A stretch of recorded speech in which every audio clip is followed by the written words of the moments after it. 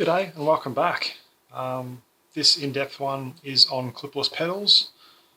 This is due to popular demand. I had a close friend ask me to sort of go through clipless pedals a bit because that's something people commonly want more information on. It's sort of an intimidating thing when people first get into bikes is, what are these clips people walk around on and what are these fancy shoes and what's it all about? So I guess the simplest thing is, what is a clipless pedal to start off with? So back in the olden days, you used to have like a pedal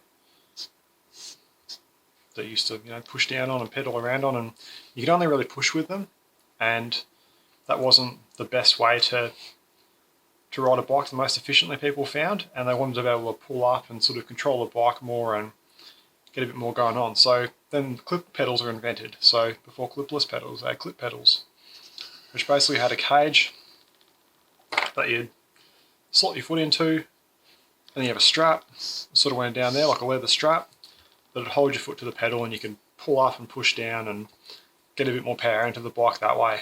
And that was kind of the clip pedals. And the advantage of those were that you're well tightened to the bike. You can use a variety of shoes in those ones.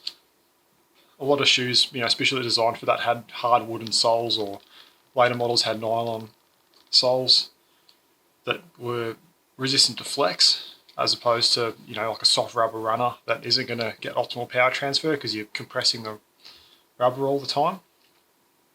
And so from there, clip pedals are kind of chunky. They're not the easiest to get into from a standstill, and when you're starting and stopping in traffic all the time, they're not that easy to get out of either. So if you have to get out of these in a hurry, you have to take your hands off the bars, undo the clips, and it's just not very easy. So that's where they invented clipless pedals, where I've got an example here of a road shoe. So you have a nice piece of plastic on the bottom of it, and so it has a little hook under the front, and that hooks into the pedal, and then there's basically like a little clasp on the back of the pedal, which is spring loaded, and you push into that, holds your shoe in, happy days. And then instead of having a clip that goes around the foot, everything's being held in by this little piece of plastic here, and has nice power transfer through this sort of plane. You can adjust them. They have different amounts of float so that they can direct you to ride in a certain way if that's something that's desirable. And to release them, you don't have to take your hands off the bars. All you have to do is turn your foot and the whole thing pops out, because you're going to unclip from the back here. So instead of this thing being pushed under, you turn your foot, it slips out, away you go. So a bit better power transfer, lighter, and you don't need to take your hands off the bars, and you can get in and out of them really quickly, which is probably the biggest benefit. And you're not crushing the top of your foot. You're not having to have a strap that goes around the top to hold all your foot in and crushing your toes all the time. The shoe comfort has increased with clipless as well. So this is like the road style, and you can see on the bottom of this shoe there's a little bit of grip on the back here, kind of like a rub guard on the front, a little bit of grip on the cleat because this is a grip cleat. Some of them have no grip, and they're not very easy to walk around in. They're quite focused, so this is quite a lightweight shoe.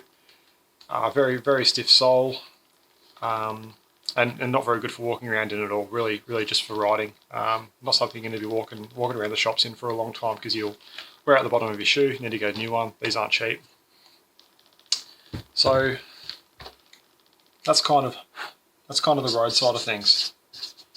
So road cycling, track cycling, a few BMXs like them as well. It's kind of, I don't know heaps about that area, but I've heard of BMXs using that type of shoe for their work. They're putting a lot of power through the pedals, and again quite focused sort of riding. The other option is something like these fantastic Shimano sandals here. So these use these tiny little metal cleats, or steel cleats, and same idea. So the front hooks under the pedal, and then the back clips into it, and you're able to push and pull. They're not quite as stable as the road shoes.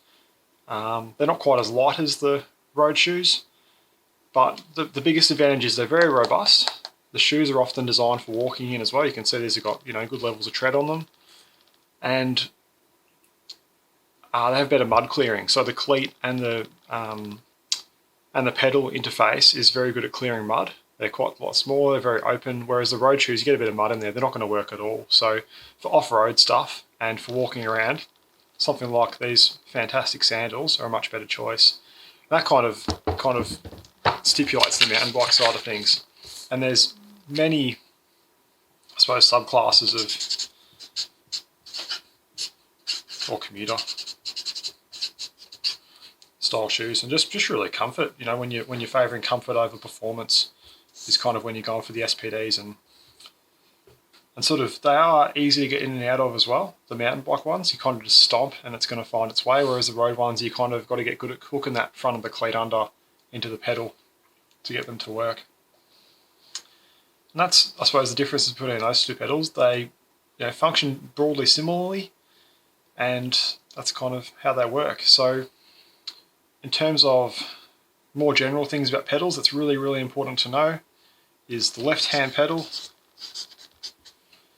The left pedal, the one that goes on the left-hand side of the bike, that has a left-hand thread.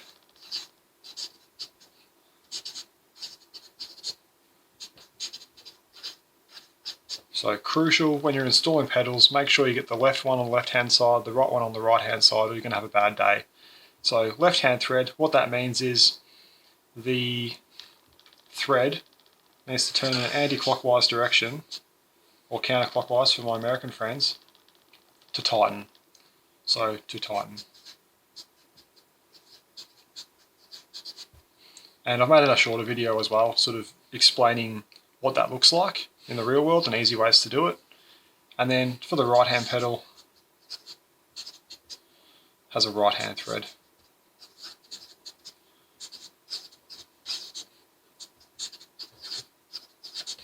So that means that you turn it in that way to tighten. Small difference, big impacts if you get it the wrong way around. You put a right hand pedal on left hand thread, then, you know, best case you're off for a new crank arm.